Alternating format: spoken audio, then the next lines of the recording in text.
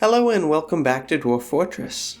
Recently I've been working on this fortress, which was intended to be a hub where all the visitors in my world could come together. I stocked my library with books and scrolls, my tavern with a variety of interesting beverages, and my temple with my dwarves' best artifacts. But over the course of the 8 years I was in control of this fortress, we only ever had a single visitor, Toad, the Goblin Poet. She liked my fortress enough that she even wanted to move in permanently, and yet we couldn't get anyone else to even pop in for a visit. I'm probably mostly to blame for the unintended isolation of this fortress. After all, I was the one who picked a dwarven civilization, and then settled about as far from the homeland as I could muster. In an effort to avoid settling down somewhere where I was at war with everyone, I wound up in a strange neighborhood where no one knew me. I'm not exactly sure what determines the level of interest that visitors have in visiting you, but I thought that being an unknown entity couldn't be helping. And so, over the years, as I grew more desperate for visitors, I tried out a couple different techniques for drawing attention to my fortress. I thought that perhaps if I traded generously with my human and elf neighbors, they would put in a good word for me with some of their more adventurous citizens. When that didn't work, I moved on to sending my neighbors light threats in the form of one-time demands that I simply wanted to use to establish contact. And when they still refused to acknowledge my existence, and my attempts at hospitality were looking like they would be in vain, I finally decided to escalate things one last time and do some light pillaging.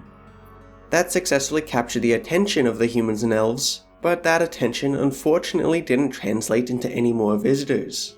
What it did translate into was a constant stream of sieges taking place virtually every season.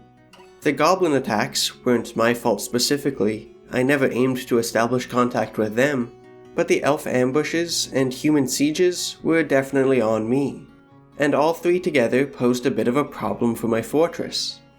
The elves were the easiest to deal with. Wooden weapons just don't pose much of a threat to a dwarf wearing steel armor.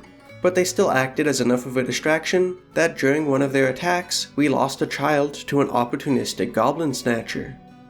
The goblins posed a medium threat, especially when they came out in numbers and unleashed their beautiful beak dogs. When a group of them managed to get a dwarf on their own, they could usually injure them bad enough that they would be forced to reckon with the dwarven medical system. And the humans were the trickiest to deal with of all, arriving in my territory each year with large armies, good armor, and decent skills. Unlike the elves and goblins, they were actually capable of killing 1 or 2 dwarves per visit. This all added up to only a handful of losses per year, which you would think would be easily made up for by migrants.